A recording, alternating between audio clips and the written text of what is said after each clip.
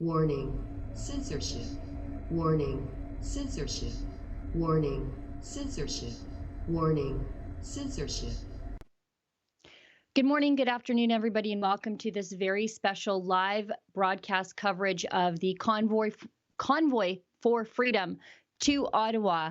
I think this is one of the most important things that I have seen in at least my work here at Rebel News over the last 6+ years.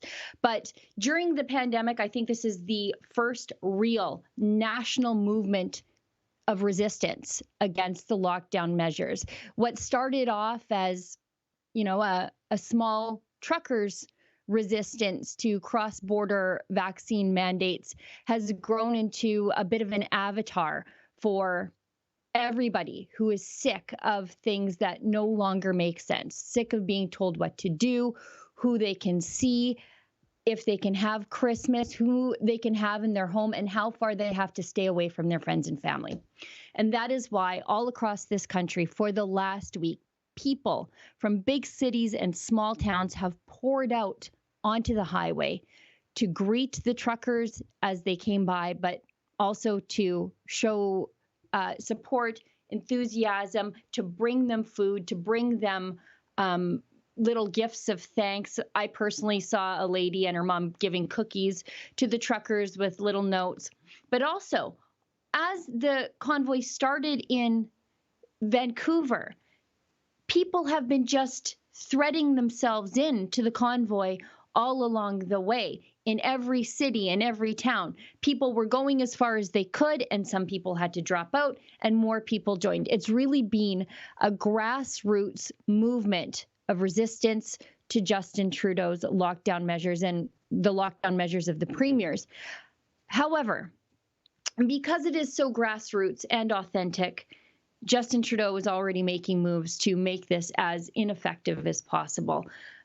We've seen him trot out to the mainstream media to libel the truckers and their supporters as racist, xenophobic, sexist. Just moments before I came on air, I was watching CBC. Someone's got to.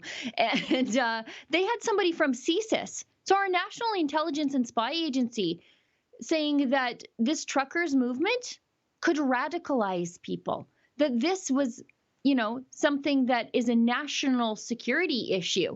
I know Justin Trudeau, he's been moved now to an undisclosed location. As you know, he's been self-isolating because he tested negative to coronavirus, but he's self-isolating anyway, which should take him into Tuesday, so well past the truckers' protest over the weekend.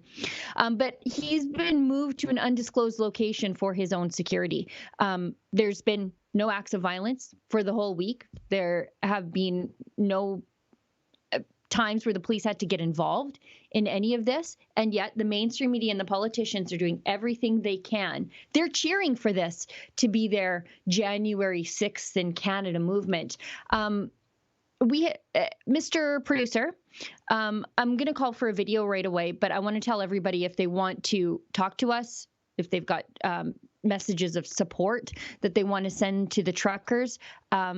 We are broadcasting right now on YouTube, and we're going to stay on YouTube as long as we can. However, YouTube is very picky with content creators who question the advice of local public health orders and public health.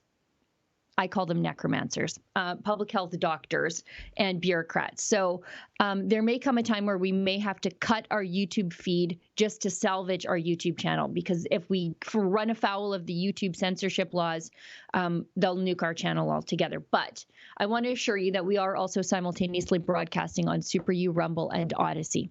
And on those platforms, you do have the opportunity to interact with each other, but you can also interact with us and support the work that we do completely willingly, unlike what they make you do at the state broadcaster. So on Rumble, you can send us a Rumble rant. On Super U, it's called the Super U Shout. You can also tip us as a creator there. And on Odyssey, you can leave us something called a hyper chat. So if you have any messages of support for the truckers that you'd like us to read on air, or questions or comments, do send us a message on one of those platforms in the form of, like I said, a Rumble rant, a Super U Shout, or an Odyssey hyper chat, and I will do my best to read them out on air. So that's your way to get involved in the broadcast today. Now, Mr. Producer, we have an entire team, by the way, I should tell you, deployed to act as a counterbalance to the failing mainstream media and the malicious mainstream media who are covering the protest. We have sent our Quebec team to Ottawa to cover this. So we've got Alexa and Guillaume. They are on the scene covering the protest. We've got Lincoln. He's there covering the protest. We've got Mocha and Celine, who have been embedded in the convoy since Calgary. What a grueling schedule those two young people have had, just trying to keep up to the truckers and bring you the other side of the story. Some of the incredible drone footage that you are seeing on other media outlets, that was provided by Mocha and Celine. And we've got Dakota and his dad out there. And we also have Ezra on the scene. Ezra, I don't think, would miss this for the world. We've got our operations manager on the scene. We also have a security team, because we know the mainstream media has whipped the other side of this into, I would suggest, a bit of a bloodlust. They have been telling people who have lived their whole life wanting to punch a Nazi that Nazis are coming to the Capitol. And so I'm worried that there could be some violence that breaks out. And I'm not saying that the truckers will start it, but the truckers, they're probably going to finish it. And so I think if something breaks out in Ottawa, I think a lot of that hangs around the neck of the mainstream media. By labeling the truckers and their supporters as Nazis, white supremacists, they've basically whipped an already overly anxious left who have been just fed a steady diet of fear for the last 2 years, and who are already of the punch Nazis and everybody's a Nazi sort. I'm very worried about what could happen there, and we have a security team on hand to protect our people. We also have Adam, who is in Calgary. That's another thing I should tell you. All across the country, there are support rallies happening, slow rolls of truckers who could not make the trip happening in cities and towns all across the country. I know in Alberta alone, we've got one in Edmonton. They're coming from the west into Edmonton. We've got one in the north in Grand Prairie, and Adam is covering the one in Calgary. And I know there's the United We Roll people. They are in Penhold today. So, I mean, and it's the same. I'm just mentioning Alberta because that's where I'm focused like a laser beam always on my own province, but it's all across the country. Prairies, I know Kelly is keeping a keen eye to what's happening in Saskatchewan there, because likewise the same. And Efron, our head of video, it's all hands on deck here. He's in Toronto at the Peace Bridge, and I'm sure I'm forgetting other members of our team who are out there in the field in their own respective cities and towns today to cover the protest. I actually think Sid is going to Calgary also. So it's just, we want to make sure that we provide you the most comprehensive, as much as we can, nationwide coverage of this very pivotal. I did just mention Kelly, Mr. Producer. I said, that's okay. I'm talking a lot, so you might not be paying attention. But I was just going to say, we do want to make sure that we are providing the most comprehensive nationwide coverage that we possibly can on our shoestring budget here at Rebel News. Because as the mainstream media and Justin Trudeau will tell you, this is just a fringe movement of extremists, and it's just the bare bones minority of the country. And it's definitely not. This is one of the largest movements I have ever seen taking place in this country, maybe in many of our younger staff's lifetime. And I should tell you, the commitment level of our team and the truckers who are out there today, this is, if you're from Alberta, this doesn't sound too bad, but it is minus 15 in the nation's capital today with a wind chill of minus 21. And so, the challenges of being out there for hours in that kind of weather, especially when you're unaccustomed to it, my Toronto friends, it can be difficult, and it's very challenging for our equipment. So if we do, I want to tell you in advance, if we do have technical difficulties, bear with us, because I know I work outside sometimes doing journalism in weather like that, and your batteries get drained like that. It causes audio problems. So if someone is on air with us, because we will be calling in our people from the field for their live reports, please bear with us if we have a technical problem. But that's just the cost of doing business, I suppose, in Canada in the winter, to bring you the other side of the story. I want to, Mr. Producer, if you could, our friend Dakota was out last night. And that's another thing I should tell you. Our team was working till 3 a.m. last night, publishing stories, showing you the truckers. And they were up again first thing this morning, back out there. I think they really just went back to the hotel, changed their clothes, brushed their teeth, closed their eyes for 15 minutes, got up, had breakfast, put on all the winter clothes they own, and went back out there to cover the truckers. So, but Dakota was out there last night, and he got this incredible time-lapse video of the truckers in Ottawa, and it's just enormous. Take a look. Got no audio.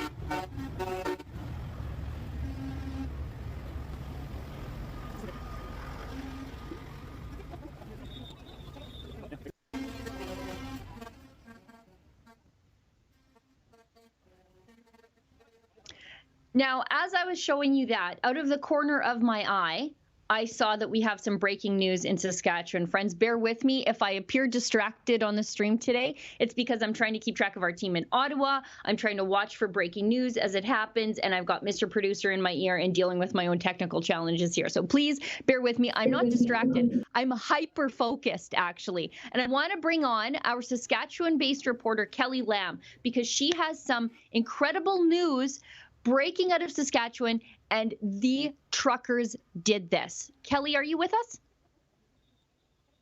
Hi, Kelly. No audio for Kelly, please. Oh, are we there now? We got you now. Kelly, tell us the good news. I just saw this out of the corner of my eye, and your premier attributes this directly to the truckers' protests. Well, to be honest, I'm just literally right now, I'm on his Twitter, and the last that I'm seeing is his letter. I was just sharing his letter about the support, which we know he gives to the truckers. But I'm wondering if there's something more, because I'm literally just there right now, because I've been watching this all morning, and I'm wanting to make sure I haven't missed something. But the letter in itself is beautiful to see. Okay, good. That is what we're talking about. I wasn't sure if maybe there was more policy stuff that has come up even since I've looked. It's really nice to see this, Scott. Mo, I'm like you. I'm kind of hyper in general, just watching this coverage, seeing what everyone is doing across the board in Canada is beautiful. I wish I could be on the ground. But to watch it happening and to be talking to people going to these convoys, and now to see this and see his shift in tone has been really beautiful.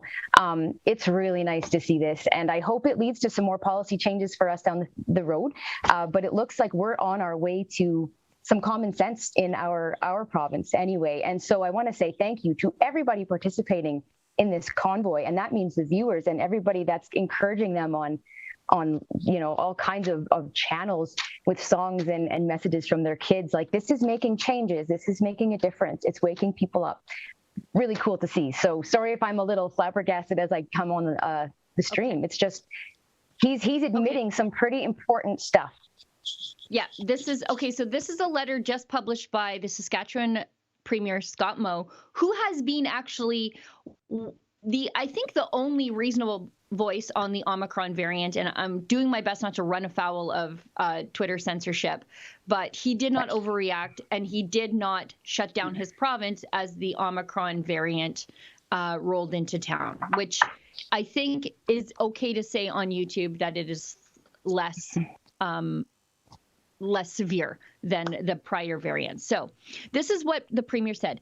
that said, because vaccination is not reducing transmission, the current, sorry, I'm having a difficult time seeing this. So he said, that said, because vaccination is not reducing transmission, the current federal border policy for truckers makes no sense.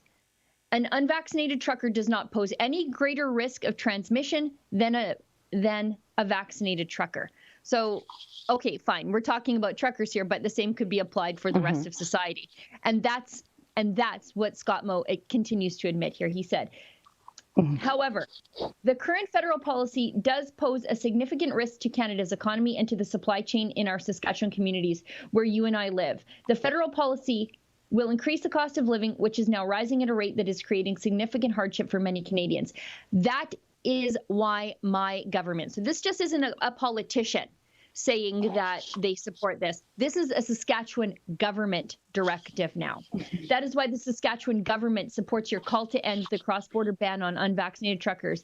And it is why, in the not too distant future, I'd love to see a timeline there, but okay, this is a step in the right direction. Yes. That is why, in the not too distant future, the government will be ending our proof of negative test, proof of vaccination policy in Saskatchewan. So this is a premier who stood strong against the Omicron overreaction.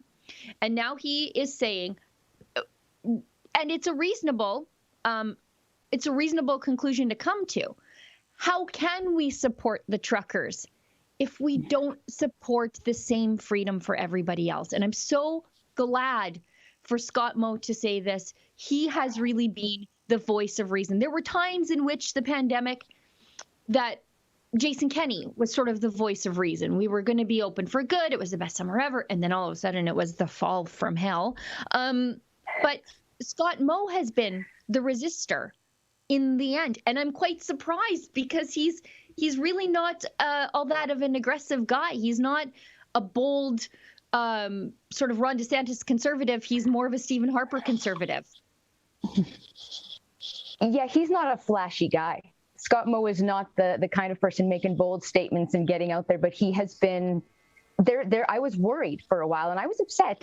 On this show, I've had a couple of frustrated monologues about the way things were going. He was at one point very frustrated and demonizing the unvaccinated. He was causing or I guess contributing to a lot of the division. And then things started to shift and there's a lot that happened in Saskatchewan and some people that were very much responsible for taking the time to speak with him in a measured manner and find some way to try to change his heart and mind and to work on it in a way that was effective and not just knee-jerk reactions. And I don't know what happened, but he has completely changed his tone.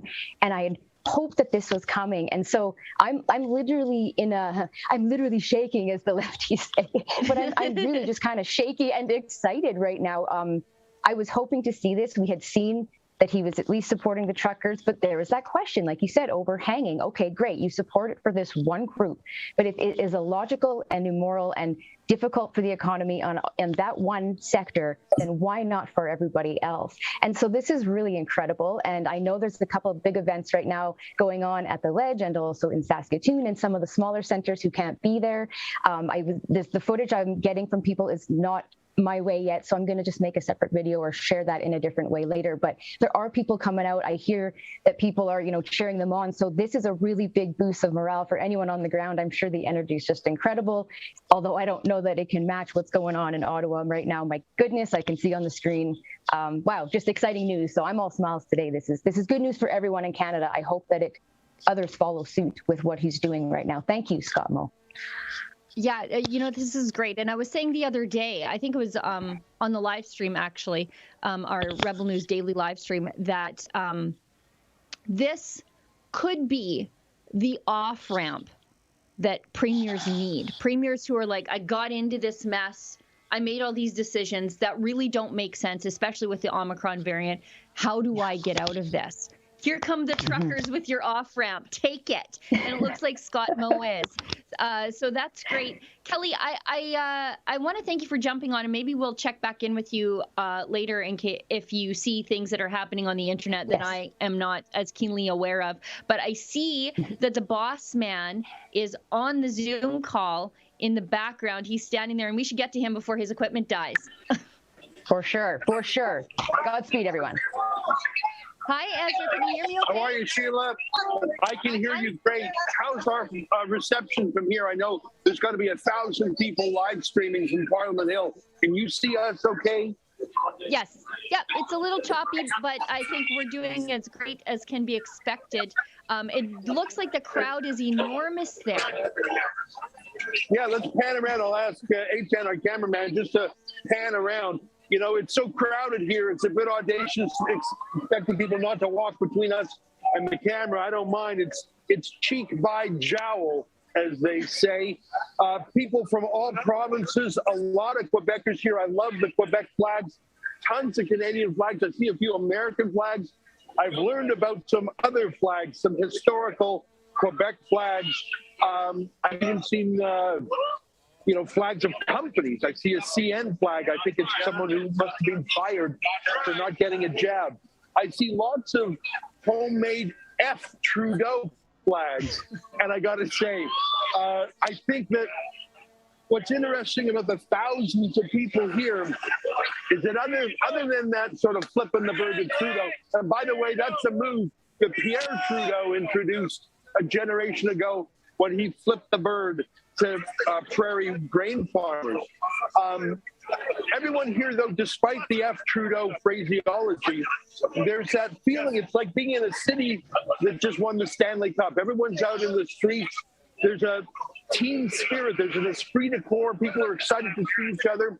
I think part of it also is people are excited to be close up with others. And the only masks I've seen are masks to keep people's faces warm in the -20 temperature.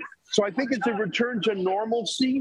It's a return to being together with strangers, not being terrified of people, not being terrified of unmasked people or people who are too close to you. How are you? Nice to see you.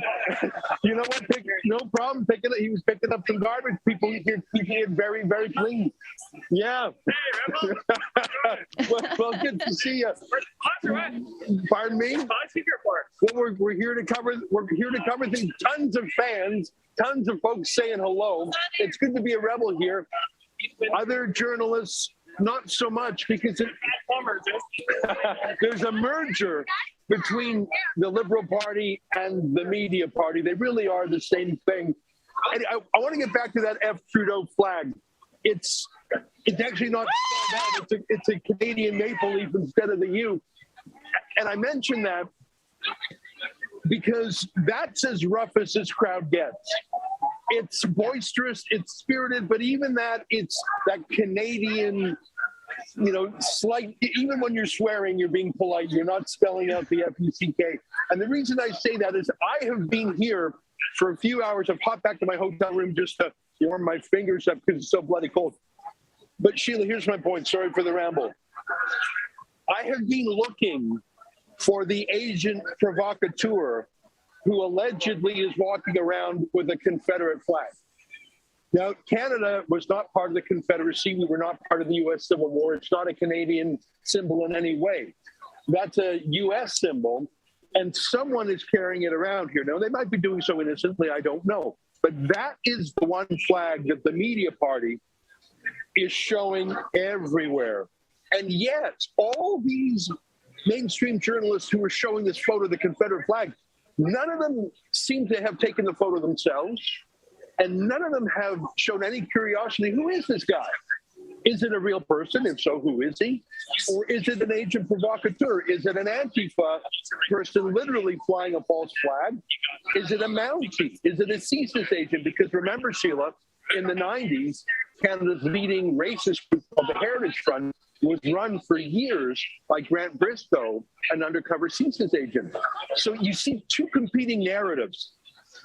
You've got these grassroots Canadians from all walks of life, every economic, socioeconomic stratum, every province, here in good faith and goodwill saying, I'm free, enough is enough, let me live. It's a positive message, it's a festival feeling. But then you've got the contrary message from the government and the government media. These are dangerous people. These are extremists. These are racists. These are violent insurrectionists. And which one of these two narratives is going to prevail? I don't know the answer to that, because you have the quantity of the people versus the quality of the state. What I mean by that is there are hundreds of thousands of people who have personally participated in the convoy, and millions of people who have seen with their own eyes through social media the true nature of the convoy. Peaceful, Canadian, patriotic, just want to live. But then you've got the power, that's the quality, I mean, of the elites. They've got the state broadcaster. They've got the official channels. I see an announcement today that Trudeau has been moved for security reasons. Yeah. You know, the drama teacher playing the drama card. BS. I call BS on that, and any skeptical person would. But any skeptical person would have a couple days ago and said, oh, you're going into hiding for 5 days because someone near you had COVID? You took your triple jab. You took a COVID test, you're negative, but you just happen to need to go away for 5 days to avoid this. A skeptical media would have asked questions about that, just like a skeptical media would have asked questions, but really, you really had a threat. Was it by that Aboriginal drummer lady I saw here last night? Was it from that lovely woman who came from Quebec and wanted to bring French Canada to this? Who was that threat? I cried BS. But those are the competing narratives. And that's why it's so exciting for me to see how many independent journalists are here, including companies I've never heard of, many people from Quebec. And of course, anyone with a cell phone is their own citizen journalist. Now you're going to be throttled by YouTube. You're going to be censored by Twitter and Instagram and Facebook. But I think in this case, Sheila, the quantity of the grassroots people who've seen the truth outweighs the quality of the powerful legacy media. Rant over. No, I was talking to a trucker friend last night. Can I have a picture, Ezra? And he said that it felt like Christmas Eve last night for him. And I said, a little bit for me too. But I was anxious, and I still remain anxious that there could be some false flag events in the crowd. For example, you know, Literally that Confederate false flag. flags. Yeah. Well, that's the thing. That Confederate flag still had the creases in it. And you can see photographers running up to take that guy's picture. But nary a word. And I'd be looking for it. I mean, let me show you a real flag. You see this? This is my favorite flag here. It's a hockey stick with the Canadian flag on it. A homemade, I mean, the hockey stick part is my favorite part of that. And that's what this gathering is really about. Other flag, excuse me, sir, can I ask you what this flag is? It's all people in the Europe, Dacia. Okay, so it's a European flag. Yes. And is that the same flag? Romanian, basically. What's that? Romanian. Okay, nice to meet you, fellas. People here from all different backgrounds. And so this is Freedom Nations. Freedom Nations live there. Yeah, okay. Yeah, I can understand that word. Nice to see you. We're just live streaming right now. Lots of Rebel supporters here. You look at, here's our friends at the JCCF, the Justice Center. They have placards. I don't know if you can see. They've been handing out placards. That one says, "Fight for freedom." Kiss my antibodies. You know, that's a Canadian way of protesting. A little bit of a sense of humor. $75 to know that I have antibodies. You paid $75 to know that she has antibodies. She said, Right. "Nice to meet you. Where are you from?" Ottawa. You're from Right Ottawa. here. Right on. And what flag do you have there? Oh, boy. I seen a ton of these, but even the swear is polite. It's the maple leaf instead of the U. Lots of friendly folks here. Sheila, do you have any questions for me? I mean, everything here. Go ahead, Sheila. No, I was just going to say, are you seeing any mainstream media in the crowd, or are they sort of standing on the edges, treating this like it's a wildlife photography event? Yeah. I have walked through here. Now, it's slow walking. It's very, very close. So I can't say that I've been everywhere. But I have seen a lot of cameras. All of them have been from independent media, including some from Quebec. I asked them who they are. I don't recognize any of the names. So, yes, there's a lot of journalists here, but they're citizen journalists. I think that the legacy media, the government media, the corporate media they're all, cowering under their tables because they actually drink the Kool-Aid. Like Trudeau, Yeah. They actually believe that these people here are violent. Here's another hockey stick flag. I just love that. I mean, How Canadian do you get a hockey stick flag? How are you, ladies? Where are you from? Alexandria. Well, right on. Together we rise. See, that's a very positive message, Sheila. That's not a negative message. It's, you know what? Here's a Rosetta Stone for decoding what Justin Trudeau says. It's a psychological trick. He cries out in pain when he hits you. Yes. So he's the sexist who sexually assaulted Rose Knight in Creston, BC. He calls you misogynist. He does blackface so many times he can't keep count, but he says you're racist. He's the one who's been violating our civil liberties for 2 years, but he says these are the violent ones. He's the one who says, should we tolerate the unvaccinated, while he calls you intolerant? It's a sociopathic kind of manipulation. And so this is the most peaceful, normal Canadian group you'll ever meet. But Justin Trudeau is demonizing him. And frankly, it's very un-Canadian what he's doing. For him to call this a small fringe when he has the smallest vote in Canadian history, 32%. He's got a minority government with 32% in a low turnout election. For him to call anyone else fringe. So understand what Trudeau says to you in an attack is likely him projecting his own weakness. He's the extremist. He's the intolerant one. He's the violator of your rights. He's the racist. He's the sexist. But he will put that on everyone here. Now, I wanted to ask you, Ezra, we've seen a lot of, I would call it public health theater during the pandemic. And I think in this protest, the reaction from the authorities seems to be security theater. They closed the 2 bridges into Ottawa to prevent the truckers from coming in. They closed one completely to load traffic.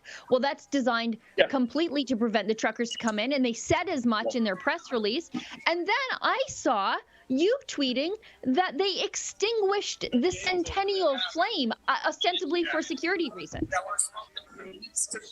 I went right up to it because I saw that on social media. I saw someone saying they turned off the Centennial Flame. And I thought, could be, but let me check it out because I'm only 3 blocks away. So you can see my tweet. I went right up to it. Like I didn't reach over and put my hand because my arm's not long enough. But I looked extremely carefully. There is no flame. That flame has been burning. It's not called the Eternal Flame. It's called the Centennial Flame. You got it right. It was created in 1967 to commemorate the 100 years of Confederation. There's a little plaque for every province and territory. And that thing burns 24/7, 365. It just does. But it's so bloody cold here that people were huddling around it for warmth, and they turned it off. They turned it off just like they shut off the highway. You know, the highway traffic cams that you can see where there's hundreds of them. They turned them off. Why? So you couldn't see with your own eyes the size of the convoys. And you reported to me, Sheila, that when the convoy was rolling through Alberta on a weekend, well, surprise, surprise, the Department of Transportation suddenly was very, very interested in pulling every bloody truck over to get them on the weigh scales and check their logs. It is harassment, and the worst of all was from Nova Scotia. I'm not sure if you've covered that yet, Sheila, but the government simply issuing an edict. You cannot protest. You cannot go along the side of the road for the convoy. For anything else, you can. Imagine that, that's called a bill of attainder, a law made to attack one guy. Imagine if there was a law passed, you could go to any protest you want except Black Lives Matter. Obviously completely unacceptable, but they're doing that on government stationery, an official order in Nova Scotia against the convoy. They're doing it in the guise of public health, But you're so right. Public health theater, it's all baloney. And I think everyone here knows that. There's a little bit of a trumpet. There's a trumpet. Back to you, Sheila. You know, I was talking to my husband who is in the trucking industry, and he said opening those weigh scales was not only designed to inconvenience the truckers and slow them down, but he suspected it was designed to prevent anybody from getting a real feel for just how big the convoy was. It was designed to break it up into smaller pieces so that the media could never show you that it was 71 kilometers long. You just get little snippets of 3-kilometer pieces. I'm just walking around so you can get more background, but I was listening to what you said. Your husband obviously knows a lot more about trucking than I do, so I would accept that. We saw police shutting down entire highways in Ontario, claiming they were impassable. They were obviously passable. Just some fireworks going off in the background here. I think that, you know what, stand by for the CBC state broadcaster to tell you that that was gunfire. Gunfire. Oh my God, I have to hide under my desk. Gunfire. No, it was a firework. You know, the contrast between the real friendly festival nature, there's someone's got a flare. There's often flares where there's trucks. Yep. And it's a riot. It's an insurrection. You know, never forget that it was Trudeau's dad, Pierre Trudeau, who invoked the War Measures Act. So, I mean, I have mixed feelings about Trudeau. Pierre Trudeau's about 99%. I'm opposed to him, but I can name exactly 2 things he did that were good. He did bring in the Charter of Rights and Freedoms, which is designed to limit government power. It's amazing. I don't even think Justin Trudeau has actually read the Charter of Rights because he violates it with impunity. Yeah. He's like his father. He says he looks up to communist China, communist Cuba, and his father looked up to the Soviet Union. I think that the people here are better keepers of Canadian liberty than the chief lawmaker of this country. I'm really glad to be here, and I'm glad we've got a team who's been embedded with the convoy for the last week. Mocha Bazir again, and a young rebel in training, Celine. We've got our Quebec friends, Alexa Lavoie and Guillaume, coming in from that province. I'm pleased with how we're doing. I think we lost your audio feed there, or your video feed there, boss. But I was just thinking about how local governments and provincial governments react when, for example, Extinction Rebellion rolls into town and shuts down traffic. They actually don't do a damn thing, and quite frequently they actually escort Extinction Rebellion around. They help block the traffic for them. And yet right now in Nova Scotia, they are making sure that people can't take to the highways to show their support for the truckers as they roll by. And I think we lost Ezra Levant. As I said off the beginning of the show, it's extremely cold there, or I guess extremely cold for Ontarians. So they might have some technical challenges with the batteries dying on their phones. I don't see anybody else on the line on the Zoom call that's out in the field right now. So we will continue on with some of our other coverage that we have had. Why don't, you know what, Mr. Producer? This, I think, is one of the largest stories in the world right now. For example, truckers in Australia are rallying to show support for Canadian truckers, and that kind of shocks me because they have their own problems down there. But, you know, we'll take the support when we can get it. But there's an extreme international interest in this story. It's been on Fox News, on just about all of their primetime shows for the last week. And our friend, Mocha Bezirgan, he's our young reporter who is from Toronto, moved to Calgary and then hopped on the convoy in Calgary in a rental car. You can see all of his coverage and support, his journalism embedded in the convoy at convoyreports.com. But he was on Newsmax last night. So another sort of independent conservative outlet in the United States are interested in this story. They are not doing the mainstream media demonizing of it that you see here in Canada. Are we able to bring up footage of Mocha on Newsmax? I think he did a great job until, again, the cold claimed his equipment. British Columbia, Vancouver, that's the other end of Canada, all the way from Vancouver to Ottawa. Thousands, tens of thousands, hundreds of thousands of supporters on the sidewalks, on the roads, on intersections, in front of their house. Some are in ones and twos, in 20s and 30s, some in hundreds and 200s. And as we come close to Ottawa, the amount of supporters just grow exponentially, and it's crazy. I have not expected it to be this big. The support. Well, it's interesting. And, sorry, go ahead. Well, it's interesting because you heard Justin Trudeau there really cutting these people down, saying they're unacceptable views. This is fringe. Well, there's a lot of fringe people, I guess, coming out. You even have people like Donald Trump Jr. coming out, Elon Musk coming out and supporting them. Do these truckers feel the support, not just from those people who are cheering them on the side as they're passing by, but from the country and from the world? Yes, I had the opportunity to interview some of the truckers, and whenever I ask them about the support they are getting, whether it be from the people outside they see or across the world, they start to cry, and I am not exaggerating. I asked 3 truck drivers, 3 of them started crying because they did not expect this much support.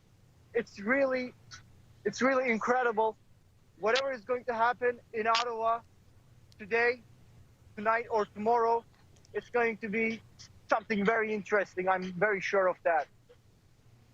Mocha, obviously you got the Prime Minister calling them a fringe group, as Lindsay also mentioned, but there's a lot of concerns. The security of Parliament there in Ontario is saying to lawmakers to lock your doors, you might be targeted. They're kind of comparing this to maybe a Canadian Jan 6th. What do you say to that? What do these truckers say to that? Well, obviously they are not like that, and they say, no, we're not a fringe minority, we're the majority, we're the people. And I believe them, they are the people, because I see the numbers. And look at their demands, regardless of who they are. Just look at their demands. They demand freedom. They demand their bodily autonomy be respected. There is no such thing as, the media in Canada was quick to paint them as racist and white supremacists and so on and so forth. But nothing could be more further than truth. That's not true at all. There is a big unity here.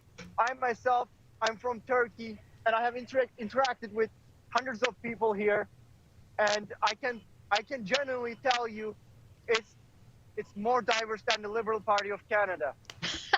Mocha, real quick, because we don't have a lot of time left, but I know they've raised a massive amount of money on GoFundMe. I understand the funds haven't been released. Where does that stand right now? We don't have a lot of time left. Do you know? Unfortunately, I don't know about that. I know it has been frozen. I've been following the convoy, so I only know about the things that have happened on the ground. Well, no question, a lot of support. Before we let you go, are you able to pan the camera just a little bit so we can see the trucks that are behind you? These are just some of the trucks. These are just some of them. There are more, hundreds and hundreds of more that are coming. We were stationed over there where supporters were welcoming the truckers, but unfortunately the police have shut down the highway, so no more trucks are coming here right now. There's uncertainty on the ground. Wow, that's so impressive, and I understand in some very frigid temperatures as well. Thank you so much for being with us tonight, Mocha Bezirgan.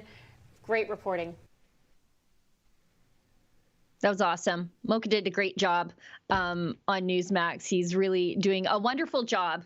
I hear from truckers on the convoy that he's doing a great job representing the company while he's on the road, and he's really doing a great job telling the stories of those truckers as well. You know what, Mr. Producer, maybe, because I want to stress, Mocha is working night and day. He's even working while he's driving. He's got a helper there who's taking footage, and then he stops, and then he gets out his drone, and it's just night and day. It's a really grueling schedule that he's working because the truckers are driving, but Mocha's driving and then working and then editing and then working and then doing, live hits with American outlets. But last night he got to Ottawa and he got his drone out and he took some drone footage. Mr. Producer. Oh, perfect. Actually, let's go to action. Sorry, I was calling for a video there, but I could do a lot better than that because I've got Dakota Christensen there. Dakota, how's it going? Hey, can you hear me all right? Yes, I can hear you, but I can't see you yet. Oh, you can't see me. Do my video going? I can see you now. Yeah, you're great. Amazing. Awesome. Fantastic. I'm right here in front of Parliament. There's a sea of people here. The streets all across downtown are absolutely flooded. You cannot drive anywhere around here. They're filled with people. Let me just pan around just for a moment. I'm standing on the lawn of Parliament here, and there is just absolutely, like, I'm in an open spot here. It's a little dispersed, but I'm just going to walk forward a little bit for you here. Yeah. And you have to push your way through an ocean of people here right now. As you walk through here. What are they telling you? Because Justin Trudeau keeps telling me that these are fringe, xenophobes, extremists, quite potentially terrorists. Are you getting that vibe from them, Dakota? Not at all. The vibe is lively here. People are celebrating. They're feeling free. There are signs up everywhere. Mandate freedom, free us, don't harm our children. Everyone is out carrying flags. People are here cooking. I'm going to walk towards the road here for a moment for you as I put fast people. Excuse me. I'm right in the thick of it here. But if you look to the road here on Wellington Street, the trucks are parked all the way across, all lanes, and it's completely blocked all the way through. Everyone's constantly honking their horns. There's an incredible amount of nice people. Horns, they have whistles.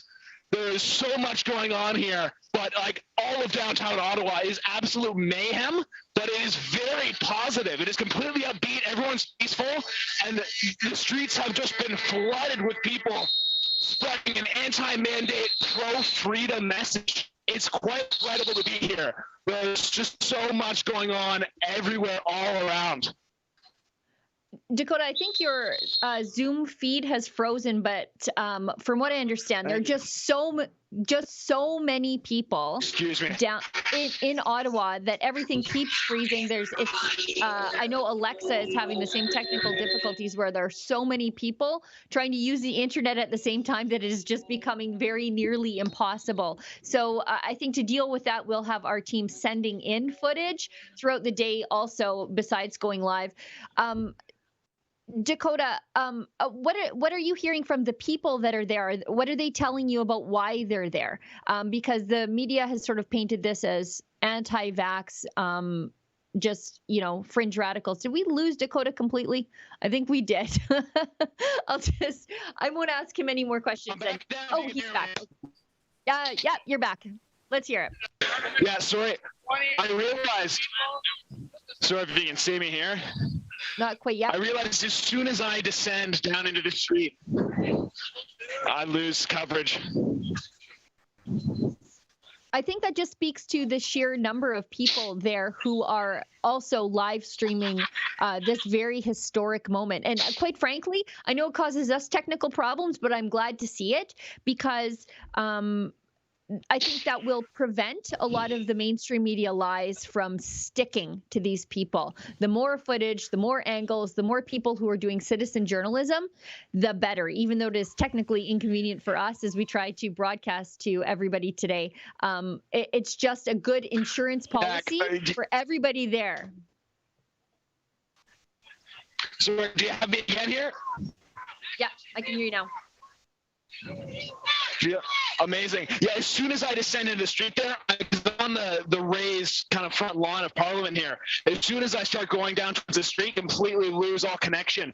There are just so many people, and they're just being blocked here. But yeah, like you were saying, I think also the cell service is taking a major hit because the streets have just been absolutely flooded. With just a fringe minority, they keep telling me, but there's so many people on Parliament Hill, it's causing the cell service to crash. Yeah, exactly. I'm surprised they haven't just cut things at this point, honestly, but it's quite incredible. And so far, everything has been completely peaceful, positive, upbeat. It feels like there's an incredible music festival or something going on in town, and everyone has just turned out for it. It's like there's just this electric energy in the air, and everyone is so excited. It's palpable. Oh, and the cold's not getting people down. Hey, that's good to see, because I thought when I looked at the temperature there and it was minus 21, sure, the out of towners are already there, so they're going to stay and they're going to come. But when I was talking to Ezra, there were tons of locals who were there, braving the frigid temperatures just to send a message to the government. Oh, wow. Oh, absolutely. The cold is not stopping anyone here right now. Everyone is out. There are people having cookouts with the truckers on the street. There are people out here. They're just running around praising. It feels like it's the middle of a summer day. On the last time I saw Ottawa even resemble a slight bit of this was when I was here on Canada Day one year. And this pales in comparison to that. And that was a hot summer day with everyone coming to Ottawa, the nation's capital, for Canada Day. This here now is absolutely next level. It's just incredible. And the cold, like I was saying, is not stopping anyone. It's negative 20 out here. No one seems to be having an issue with that whatsoever. Now, what are your predictions? I know I'm asking you to look into a crystal ball, but I think you have a crystal brain. What are your predictions? How do you think Justin Trudeau is going to react to this? And we know he's in hiding right now, isolation, as they say. But yes. Do you think that he's going to react and blink? What do you think is going to happen here? Honestly, it's so hard to say. I was really worried that there would be a harsh crackdown on this, but at this point, I honestly don't think they're capable of doing so. There are just so many people here; they would not be able to stop anything. And if the pressure keeps up like this, I think there might be some blinking going on. I feel like Trudeau and the government existing as it is are shaking their boots, because there's nothing they can do to stop this. As long as this remains peaceful and positive as it is, this is just continuous grassroots pressure that seems to be coming from all corners of the country right now. And I think it's inspiring so many other people to stand up. It's incredible to see. Yeah, from your lips to God's ears, Dakota. I think, as I've normally seen at these protests, it's a cross-section of humanity. Some of these people that are out there protesting today, in the before times, would have been Trudeau voters, but for them, this is just a bridge too far with the lockdowns. Yeah, I got a couple people here who are interested in doing an interview. You want to see what some people have on their minds? Sure, yeah, let's do it. Yeah? Want to do an interview here quick? I'm live with reps right now. Here. All right. So, what are you out here for today? What's the point of coming to the capital right now? This is belong to Namos. I'm from Australia. I'm from Melbourne. We have a tough there. Yeah. We're going to support. It's a worldwide fight to end tyranny and bring back freedoms. Yeah. And if you could describe the vibe right now, what are you feeling? How do you think people are feeling? I feel like it's just heating up. Yeah. Got a lot of peace. Everyone's out here just having fun. There's a new level of unity now. Yeah. Yeah. And what do you think? Do you think we'll have positive outcomes from this? Absolutely. This isn't stopping. I live in Toronto. This is happening every weekend. Yeah. Until we get our freedom back, that's what we're worried about for everybody. Mm-hmm. And of course, you see in the mainstream, everyone calling this fringe, extremist, even terrorist. People have been told there can be security threats. What do you think? Yes. If you have 1 million people like we do today, a few of them are going to be extremists. That's fine. That's in every single group. So forget about that. The people that are here, whether it's in the rebel news, that's the way of the future. Amazing. Well, appreciate it, brother. Thanks so much. Thank you. Yeah, cheers. Yeah. All right, on the camera here, live right now. Yeah, there you go. Aww. People are out here, they're excited. That poor. This is great. Honestly, Go ahead. Yeah. Sorry, Sheila, you were saying. No, I was just saying that poor Australian, he comes here, even though there's tyranny in his own country, and then now he's out protesting in the cold in Canada. We kind of gave him the old bait and switch there. Yeah. But it does seem like a festival vibe. It's true.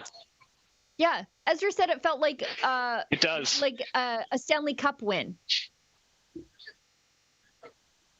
It does. Honestly, it feels like people are here. It feels like they've already declared victory. What that just reminded me there is I feel like I'm on the streets and we just won World War II. This is the V-Day. This is the iconic, photo of the man kissing the woman here celebrating. This does not feel like people are fighting for their freedoms here. It feels like they're celebrating a victory already. it's so positive and there's so much energy in the air. It's like people are celebrating the greatest thing in the world. So despite the fact that we are still technically all locked down and mandated with our vaccines, and it feels as if the government is still crushing down, like it feels being in this crowd like everything's been lifted. Like those laws, if you consider that, are meaningless at this point, because it feels like it's all a farce at this point. It's just lifted. Gaslighting has no power here. Yeah, you know what? Mr. Producer suggests that we bail off YouTube, and we probably should. So maybe if you could cut that feed, and I'll just keep talking here. Dakota, my apologies. No, you're fine. You're fine. We're just being overly cautious. We don't want